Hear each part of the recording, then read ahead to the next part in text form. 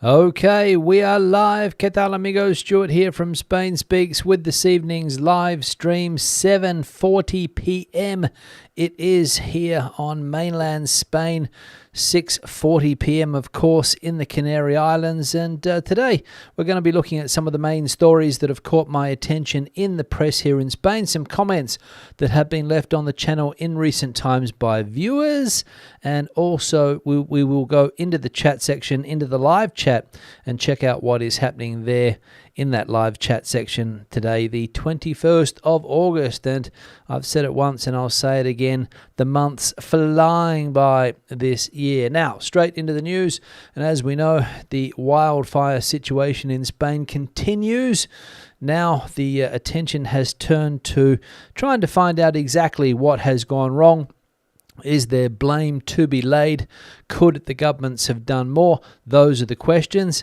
And as we can see here, prosecutors are probing a lack of prevention plans amid Spain's worst wildfires in 30 years. Spain's environmental prosecutor, Antonio Vercher, has launched an investigation into whether the absence of wildfire prevention plans has contributed to the country's worst fire season in 3 decades. The inquiry, coordinated with the Guardia Civil's environmental unit, Seprona, will assess if municipalities most affected by the blazes complied with the 2003 forestry law requiring prevention strategies.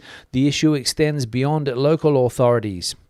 Since 2021, regional governments have been legally obliged to produce annual wildfire prevention plans, but many have not done so. The central government has yet to approve a royal decree setting nationwide criteria, blaming delays on the complex consultation process with autonomous regions. Vercher stressed the legal significance of these plans, warning prosecutors could pursue criminal responsibility where mandatory measures were neglected. He argued the current devastation highlights the consequences of failing to implement or enforce effective prevention policies. So Spain's environmental prosecutor on the case here, trying to work out if there have been some not following of the rules or laws when it comes to fire prevention in Spain, whether it's at a municipal level, whether it is at an autonomous community level, and of course the central government saying there that difficult to get a consultation process completed with the autonomous communities, again highlighting the difficulty of politics in Spain with all of the different regions and all of the different levels of government that we have here. Municipal, of course, autonomous community and central government sometimes not working together. And when we get events like this, the worst wildfires in 30 years, questions start to be asked and fingers start to be pointed, and we'll see if the Guardia Civil's investigation unit there in the Seprona, in the environmental unit, and this gentleman here, Mr. What was his name? Mr. Vercher, get any results out of this investigation into the possible lack of fire prevention plans. Interesting times we are living, of course, and unfortunately it takes a tragedy like this for people to realize that maybe we should have handed in the paperwork or done the necessary prevention beforehand. Time will tell. Second piece of news here, and a weather shift eases Spain's wildfire battle in Extremadura, Galicia and Castilla y León. Improved weather conditions overnight have aided firefighters battling wildfires across Extremadura, Galicia and Castilla y León, though strong winds in Extremadura have hampered progress. The Jarilla blaze in Cáceres, which has already scorched more than 16,000 hectares, is close to being fully contained. However, evacuations remain in place for homes in Urvas and villages in the Jerte Valley, while La Garganta, with 400 residents, remains on alert. In Galicia, 6 fires continue to burn, having already destroyed over 82,000 hectares, but cooler, more humid conditions have slowed their advance. In Castilla y León, significant progress has also been made, though the Fasga fire in León worsened after a suspected arson incident created a new focus. This has forced the evacuation of 2 towns. Across the province, nearly 2,000 people have been displaced from 31 communities. Despite some improvement, the wildfire crisis remains critical. So cooling temperatures in the regions mentioned there, Extremadura, Galicia, Castilla y León, helping firefighters control the blazes that have been blazing or burning out of control there now for days. So that is a relief for many, I'm sure, that are living in those areas, that will see their homes possibly protected if the fires do not advance. But another one in the province of Leon causing some problems for firefighters there. And as we saw, suspected arson. Don't know how many of these suspected arson articles I've read about over the last couple of weeks since these fires have been burning out of control, not only here in Spain but also in Portugal. So again, what type of individuals are we dealing with here? And that leads us to the next article, which highlights what type of individuals we are dealing with here when it comes to arson. Because as we can read, a man has been arrested for starting 2 fires near petrol stations in Madrid. The civil guard has arrested a 66-year-old man of Chinese origin accused of starting 2 deliberate fires close to petrol stations in Humanes and Moraleja de Medio, Madrid, during the same night. The incidents occurred on the 12th of August. At around 3:40 a.m., police were alerted to a suspicious man near a fire in Humanes. He was identified but not linked at the time. Hours later, at 6:50 a.m., another fire broke out in Moraleja de Medio. A witness gave officers a description of the suspect, who was located carrying a container of oil and other incendiary materials. Subsequent investigations tied him to both incidents. Though the fires did not reach the petrol stations, the proximity posed a serious risk. He now faces 2 charges of arson. Judicial authorities have ordered his imprisonment while the case proceeds. So that is what we are dealing with here. The man, 66-year-old man, being caught in the act, although it did take the police or the Guardia Civil a couple of weeks to actually finally arrest him. But they had descriptions that he was hanging around, of course, with those flammable substances and a box of matches in his pocket, or whatever the incendiary device was, maybe a cigarette lighter or something like that, suspiciously acting around those 2 petrol stations on the outskirts of Madrid. So if that's happening here with that 66-year-old individual, what's happening in other parts of the country where a lot of these fires are being lit deliberately, or they're being caused by negligence, as we have seen in recent times too. So yes, this is what we are dealing with currently, the very hot fires. And I read somewhere, maybe somebody left a comment on the channel in recent times, that the police here in Spain, and also the forestry guards or police or whatever they're called, have been busy trying to control all of the picnic spots in forests around the country, that maybe people are starting up barbecues, even though that is highly illegal during the summer months here in Spain. But again, what are we dealing with if the police does indeed have to control this type of act? Because it's common sense that you don't light a fire in the middle of a wooded area in these very dry, hot conditions. But it happens. And the final piece of news, an update on the Prime Minister Pedro Sanchez's vacation down there in Lanzarote. I think he's back in the palatial residence after spending a couple of days on the ground checking out the fire situation in both Galicia and also Cáceres. But back again in the Canary Islands is Mr. Sanchez, apparently. And as we can read here, the government bans navigation off Lanzarote to secure Mr. Sanchez's holiday. The Spanish government has prohibited maritime navigation along the coast of Teguise, Lanzarote, to safeguard Prime Minister Pedro Sanchez's summer holiday at the royal residence of La Mareta. The restriction, issued on the 4th of August by Salvamento Marítimo, came 2 days after Sanchez and his family arrived on the island and will remain in effect until the 31st of August. The ban covers a maritime exclusion zone extending several kilometres around La Mareta, where Sanchez is staying. According to government sources, this year marks marks the largest security deployment since he entered office. Amid heightened political tensions, around 40 security agents have been mobilised, while exclusion perimeters have been widened from 200 to 400 metres. Local police and the Civil Guard's traffic unit have also been authorised to close roads if necessary. Officials say the measures are aimed at ensuring the Prime Minister's safety and privacy during his holiday.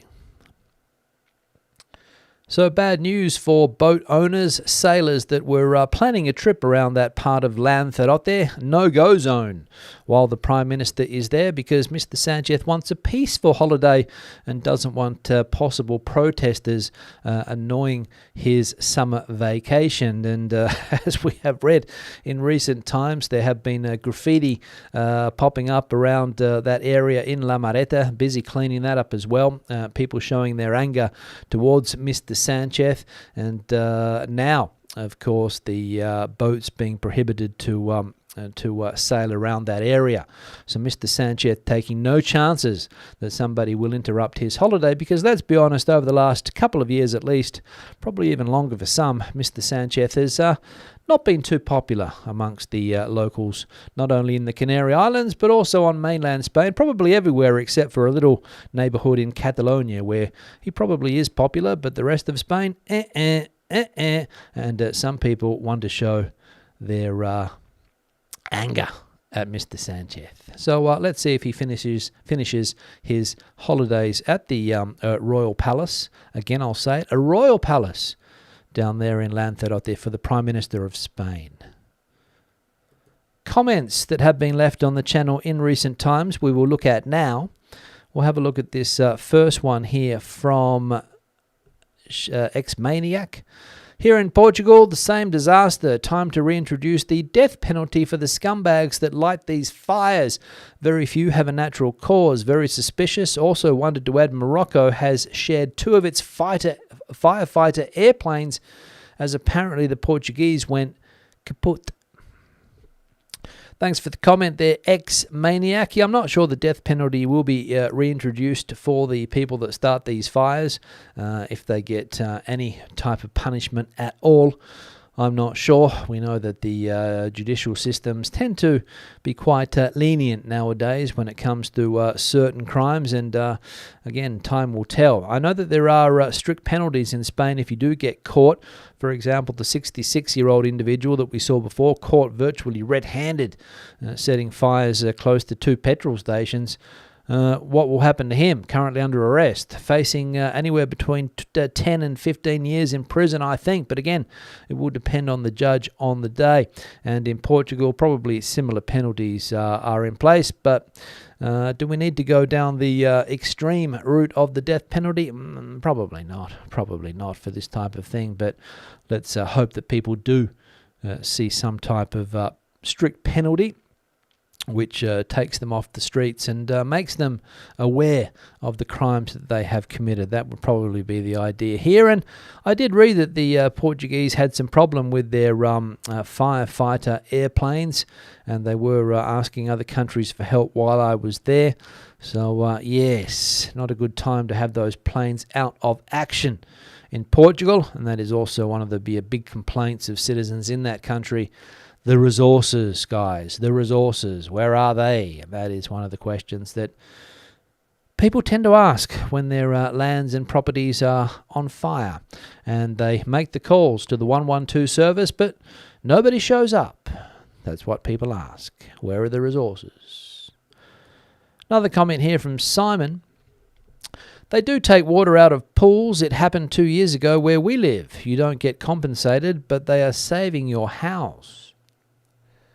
Thanks, Simon, for the comment here. Somebody asked the question the other day that they were taking water out of pools, or at least they saw that on the news to put these fires out. There's also been images of these planes or helicopters taking water out of lakes, whatever resources they have around the areas where these fires are causing the damage. And Simon there, I think in Almeria, saying that pools do come into play when there are serious fires, and of course trying to save the property. So yeah, you might have less water in your swimming pool, but it shouldn't be a priority having a swim when your house is possibly going to go up in flames. So thanks for that, Simon. No compensation as pointed out there too. Another one here from Exit on the Inside. Last year, floods. This year, fire. Lluvia en 2024 y incendio en 2025 y 2026, question mark.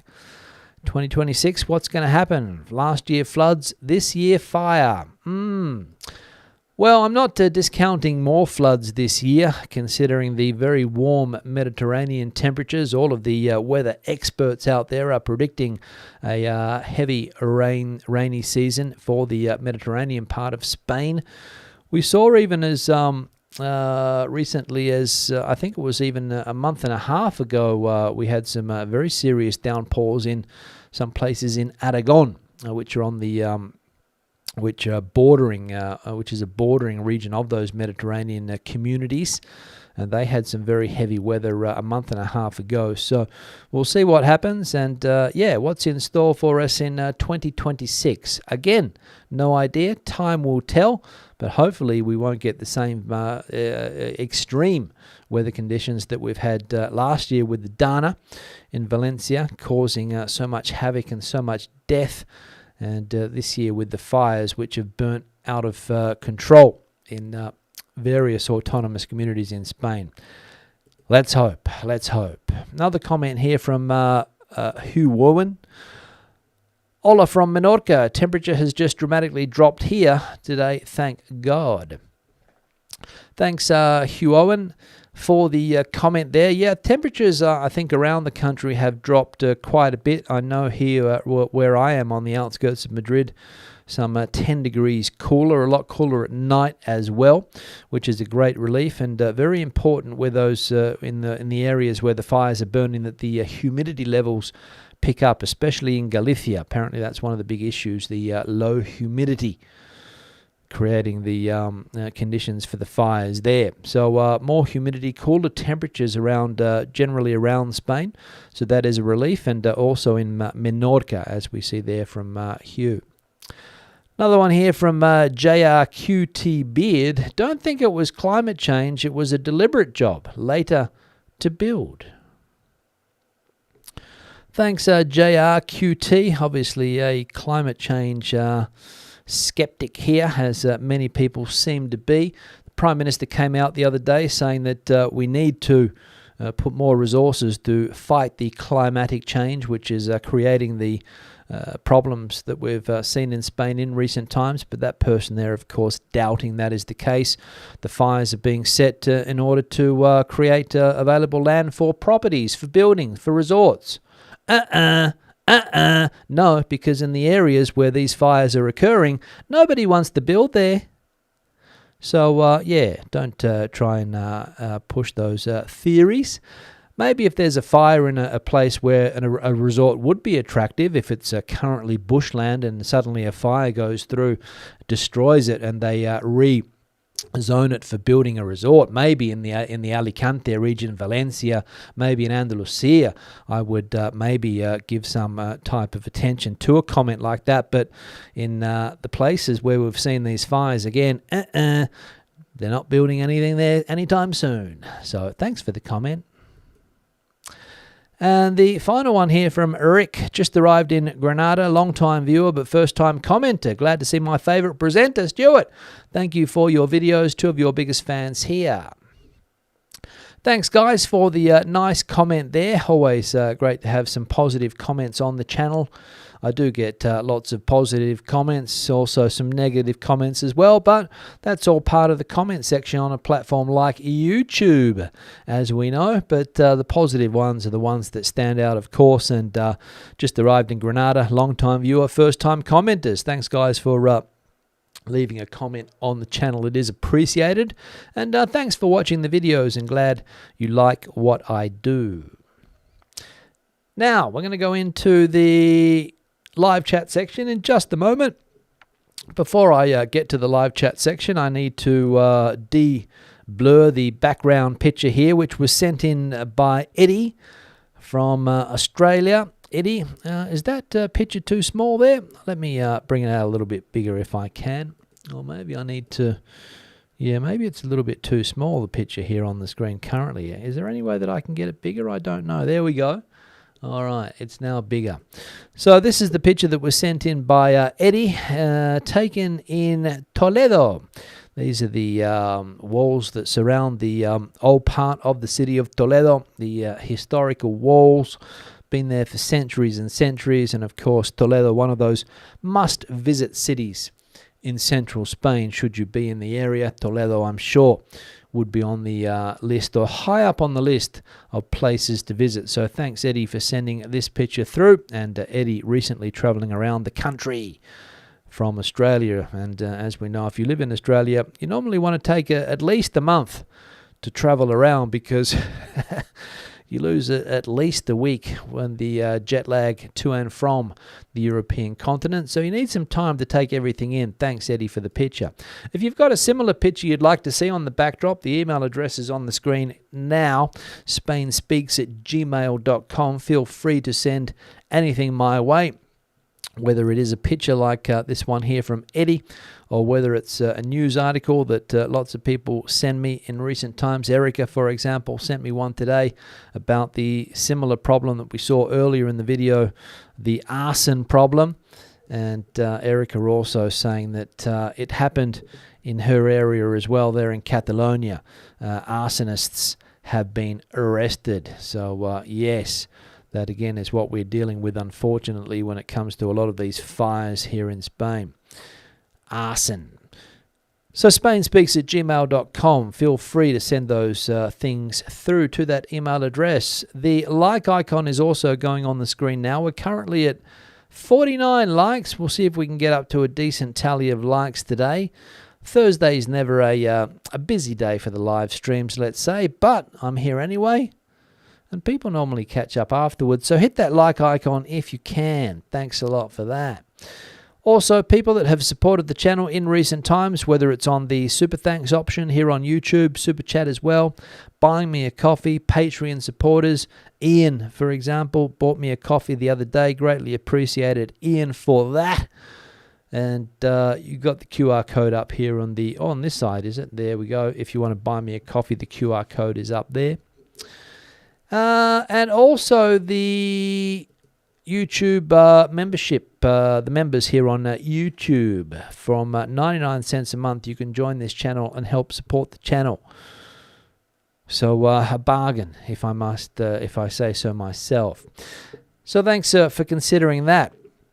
What else we got to do? Let's go into the chat section, see what's bubbling away there. Short chat section, I think, today, because not many people viewing, not many people leaving a chat, but we'll get through the ones that we've got here. James, for example, with Kathy, watching from a very pleasant Worcester. Must say, we love the food videos that I do. Keep it up. Thanks, guys. I enjoy doing the food videos. I realized the other day that I normally give quite high scores. I never go into a restaurant with a negative idea to... which some people might do, go into a restaurant and, say that the food was terrible or the service was bad, all of these things. Normally not my style. I try to give an honest opinion, and I'm not very demanding when it comes to restaurants. I like what I like, and I normally get a satisfactory meal. So I'm lucky in that regard. John is here in the chat too. Coming in from Zante, is that? So early night for them. Have a great bank holiday weekend. Must be a bank holiday in the United Kingdom. So I don't think there's one here this weekend. There was one last weekend. This weekend, no. Janet coming in from Oxford, saying hello to all. Thanks, Janet, for that. Amanda's in the chat as well, coming in from a warm Shropshire.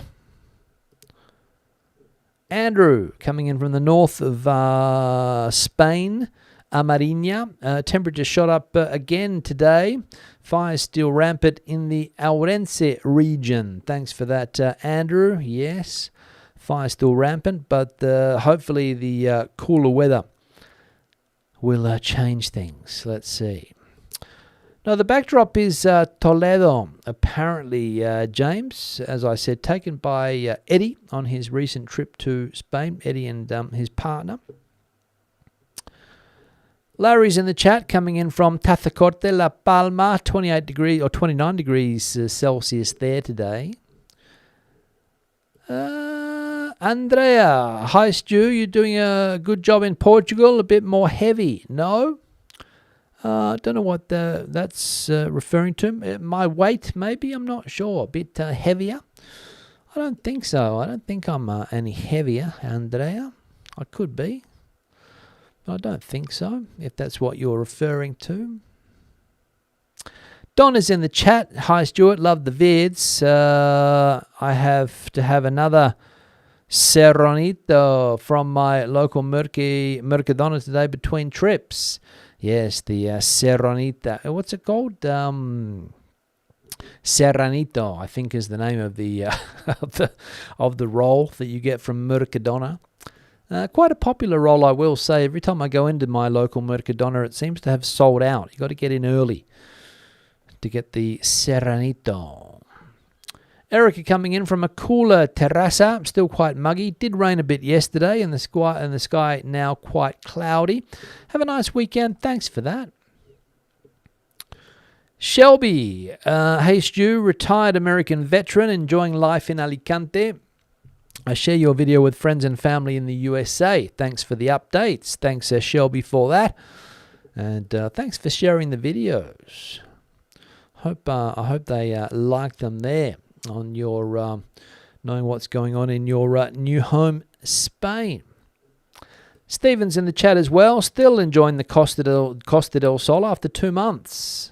Temperatures being fine. Nothing like what they keep on saying. Keep up the good work. Thanks, Stephen, for that. Kim Steele, well, we are all entitled to a peaceful holiday, and Pedro Sanchez is very high profile. Yes, Kim, we're all entitled to a peaceful holiday, but I think people are questioning where the holiday is taking place. Not necessarily the fact that he takes a holiday, it's where the holiday is taking place. The surroundings, the former royal palace down there with the king gave to the state. Pedro Sanchez taking advantage of it. And if you read some press talking about the expenses that are coming out as well of that holiday. And a few years ago, I think he's always been, ever since he's been Prime Minister, he has been holidaying at that same place, or at least in recent years. And a few years ago, he was able to go out into the streets to enjoy Lanzarote. But this year, apparently not. Jeff saying, as a sailing captain, I feel that no skippers will be threatening short-timer Pedro Sanchez. So Jeff not happy there with Pedro Sanchez. There is far too much anger in the world, Kim. Possibly there is. Possibly. Stephen's in the chat here too. Just made the live stream on the way back home from work, and a dull grey but clearing North London. There we go. Grey over there. Steve's in the chat here. Hola, Stu y todos. Long time since I caught the show live, but always watch and listen on catch up. Usually in bed, now happily settled on the outskirts of Torrevieja. Love the show. Keep up the great work. Thanks, Steve, for that. Hope you are enjoying that part of Spain, Torrevieja. Former Madrid resident, current Florida resident, and olive oil expert Dave is in the chat. Hola, Stu and todos. Hope everyone is happy and healthy. What a shame about the fires burning in Spain, even with all the rain the country received during the spring. Hope the olive groves are spared. That's the priority, Dave, right? Those olive groves down there. Haven't heard anything about fires in Jaén, so I think you might be okay with your suppliers. The rain that we had earlier in the year, the very wet winter and spring, is one of the reasons they're saying that the fires have burnt out of control this year, because the growth was more than usual as a result of the rain. And it dried out very quickly. That's the issue, apparently. Al coming in from San Diego, 28 degrees there. Starting a heat wave. There we go. James also saying that temperatures dropped in Worcester. 20 degrees compared to last week. There we go. It's a big drop. Chris is in the chat here too, just saying hello everyone. Speaking of the food videos, looks like you've found a good new cameraman while the school holidays are on, Dave. When he goes back to school, I have to do it myself. What else? The Fox, still lighting fires in the camper by us. There we go. According to the Fox, lighting fires there. Eddie, the author of the photo that we have behind us here, coming in from Cairns, 17 degrees there in Queensland. Somebody came. Hello, Stuart, from and all from a very warm Dallas, Texas, USA. Bob saying probably a lot of arson at play. I think it is a factor, Bob, as we have seen. Hike Ranger back from a cool Tenerife to Scottsdale, Arizona. Hot there, 112 degrees Fahrenheit. Valued member of the channel, Hike Ranger 2. And Raycon, regarding wildfires in Galicia, a Portuguese company has allowed the plant eucalyptus, adding to the risk of wildfires as eucalyptus burn easily and consuming much water. Someone thought that through. I think that's supposed to be a question. Well, it's all about the money. Raycon, as I said the other day, one of the biggest companies in Portugal is in the wood or the paper industry, not the wood industry, the paper industry. I think this company is in. And yep, it is a big company.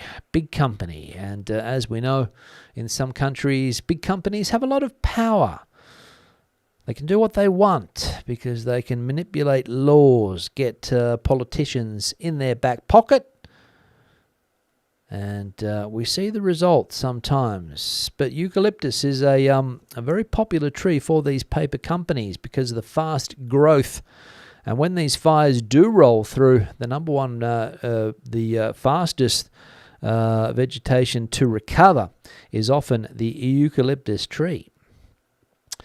So that's one of the reasons. And Ossawacket coming in from Oregon, sunny, warm there, 31 degrees Celsius. Hope everyone is well. We are well, Ossawacket. Good to see you. Now, on that note, I'm going to wrap it up. That's the end of the chat section. Nothing else to see there. It's been a pleasure. Hope everyone has a fantastic end of the week and a fantastic start to their weekend. Back again on Sunday with another one of these live streams. Until then, adios, hasta luego, bye-bye. Have a great start to the weekend.